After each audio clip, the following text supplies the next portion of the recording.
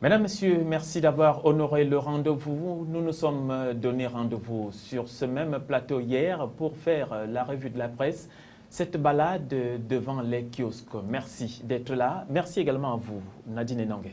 Merci à vous, Serge Tetka, de partager ce plateau avec moi pour la revue de la presse de cette semaine. On va débuter avec le quotidien Mutation qui parle de sport ce matin et précisément d'élections à la FECAFOOT en titrant « Le gouvernement cède à la pression de la FIFA ».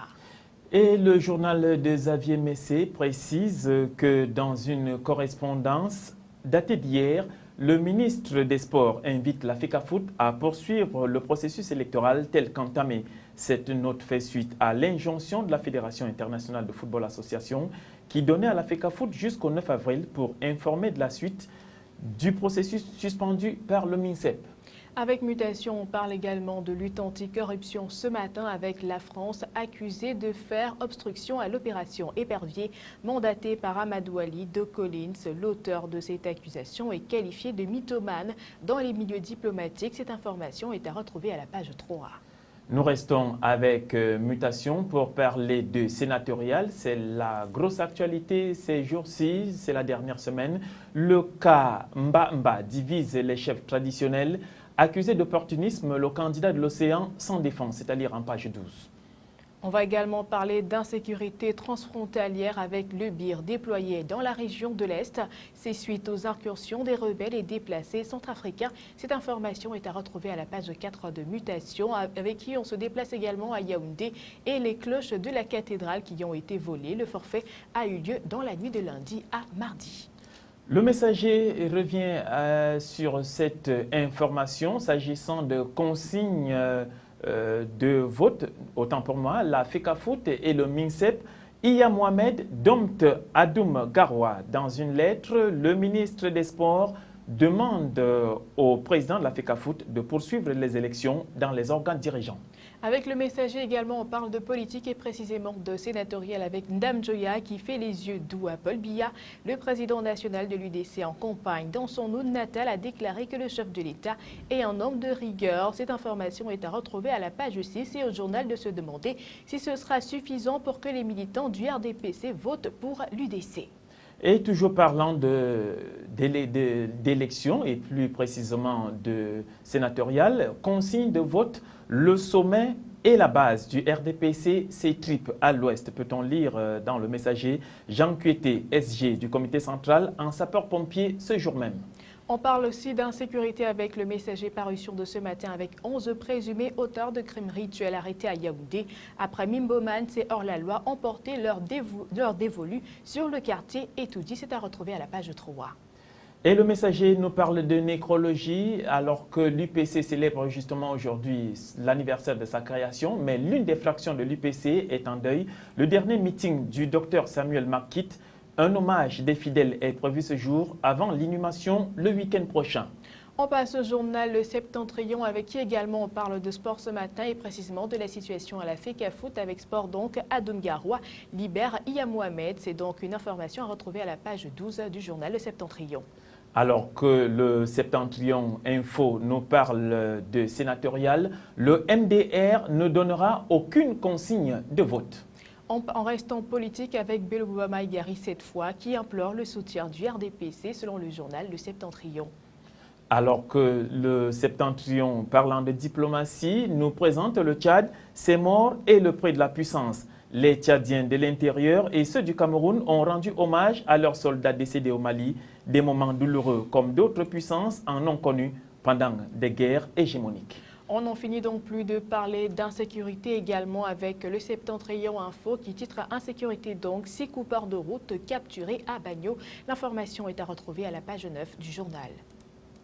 Le journal Le Septentrion Info qui nous parle de succession, Amadou Ali, un dauphin démaquillé par Wikileaks. Personnage clé du pouvoir de Yaoundé depuis 2 décennies, le luxueux Joker de Paul Biya n'a donc cessé de perdre des plumes depuis la publication des câbles diplomatiques américains.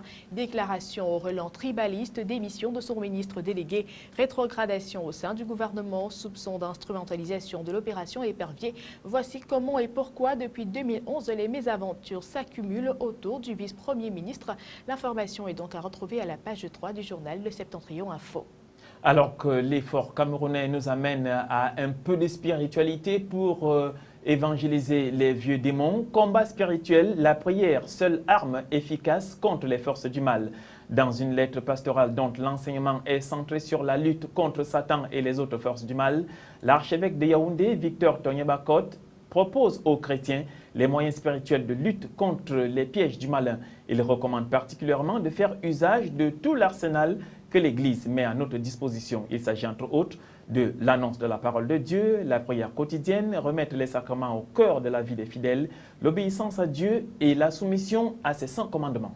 L'effort camerounais nous livre également un message de sa sainteté le pape François pour un avenir meilleur à tous les hommes et à toutes les femmes de bonne volonté. Nous sommes gardiens de la création, du dessein de Dieu inscrit dans la nature, gardiens de l'autre, de l'environnement. Ne permettons pas que des signes de destruction et de mort accompagnent la marche contre notre monde. Voilà donc le message du pape François. Et justement, le message du pape François qui nous permet de nous déporter de l'autre côté de nos frontières avec la tribune qui nous parle de fraude fiscale, la pression monte. Cazeneuve, ministre délégué au budget, affirme qu'il n'y aura pas d'amnistie. Montebourg veut des noms. Moscovici prévoit de discuter d'une réglementation avec ses homologues européens après l'affaire Cahuzac et la publication d'informations sur les détenteurs de comptes offshore. L'exécutif fait de la lutte contre la fraude fiscale sa priorité. On va parler également de défense ce matin avec la tribune qui parle d'armement et des 5 erreurs capitales de l'État actionnaire publié mardi. Un rapport de la Cour des comptes pointe les armements de l'État actionnaire dans sa gestion des groupes d'armement. Le Figaro, pour sa part, nous parle du choc de moralisation qui tourne au pugilat. L'initiative de François Hollande est vivement contestée par la droite qui dénonce une manœuvre de diversion. À gauche, certains redoutent un système accusatoire.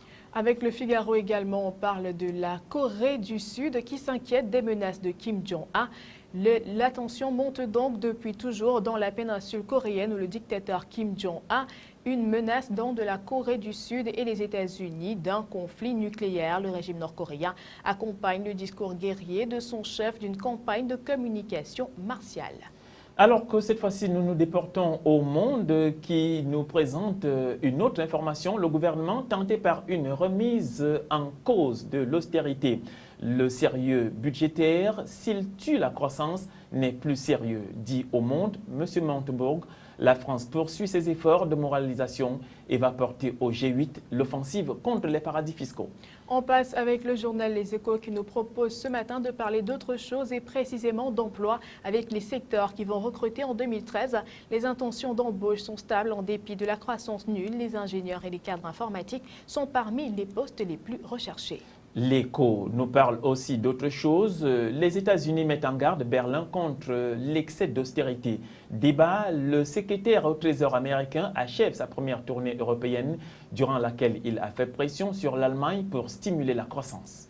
Et puis on va rester en parlant des Américains, mais cette fois sur un tout autre plan, les Américains de plus en plus nombreux à délaisser leur télévision. De plus en plus donc les foyers américains renoncent au câble ou au satellite. En 5 ans, le nombre de foyers sans aucun abonnement à une offre élargie a plus que le doublé donc pour passer de 2 à 5 millions et il devrait encore doubler d'ici la fin de l'année. Et voilà, c'est avec cette information que nous allons mettre un terme à cette autre édition de la revue de presse. Merci Sertetka. Merci Nadine Nongué. Quant à vous, un conseil, déportez-vous devant les kiosques. 400 francs pour un journal, c'est pas cher payé.